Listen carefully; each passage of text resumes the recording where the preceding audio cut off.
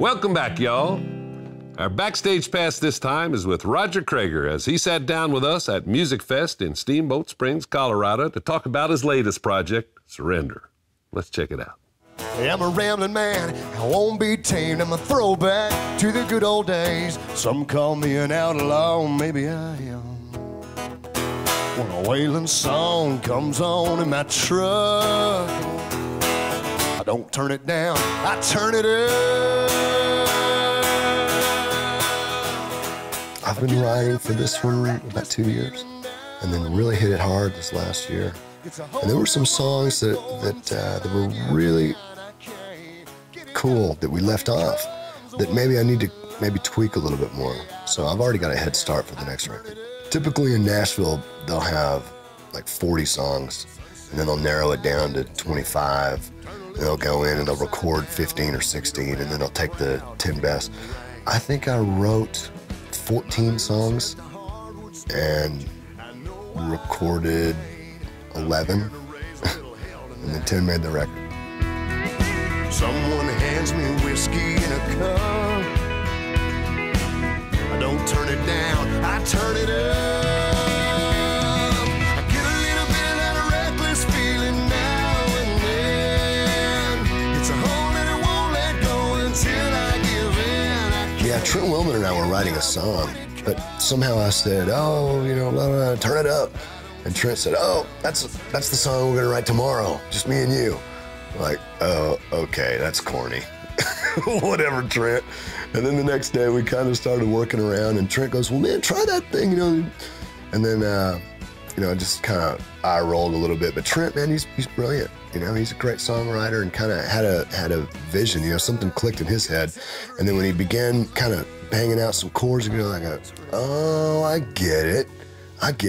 And we wrote that song in really just a few hours. And it grew on me. It grew on me quick, you know? And I remember calling Trent back up and going, hey man, do you like that song?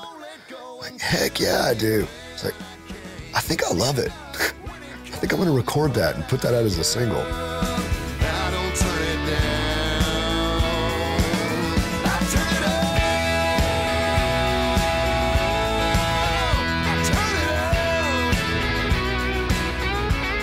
On this record, I have never stretched myself vocally so much.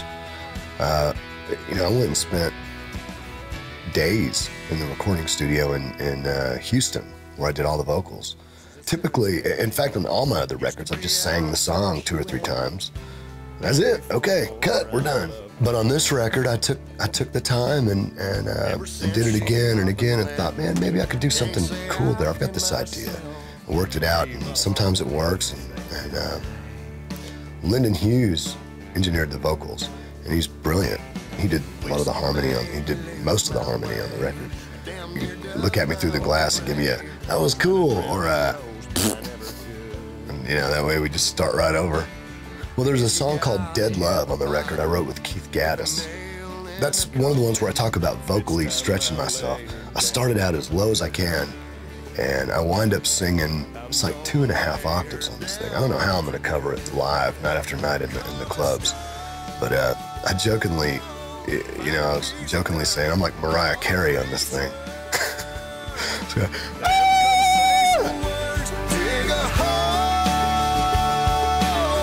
take it 6 feet down, gonna lay this dead love in the ground. This was a back to basics. This was Lloyd Maines produced the entire thing, and we used all Austin musicians. It's kind of like the way we did it the very first time. Something magic about those first few records with Lloyd, just in Austin, you know, in my own backyard, really.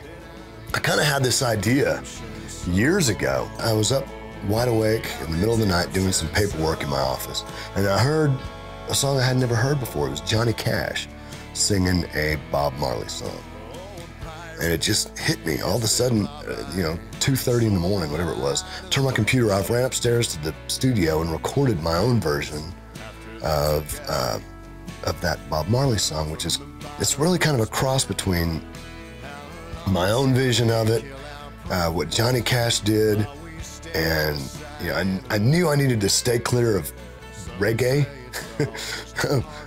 I grew up in Corpus Christi. I'm not going to try to out reggae Bob Marley, but I still wanted to get a little bit of that soul back into it, and so I put this outro, kind of a gospel sounding thing at the end of Redemption Song, and took it.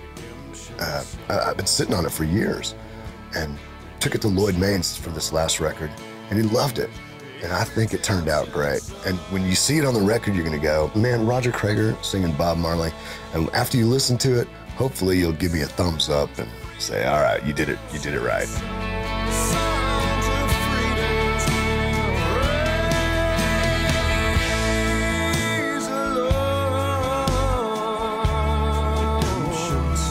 And I feel a little bit, you know, on a much smaller scale, like kind of a Jimmy Buffett, who largely remained under the radar, but still had a wonderful career, which I've had, and I've had a wonderful career. If I can stick around long enough, maybe eventually we'll be both cool and mainstream. It's hard to be cool and mainstream.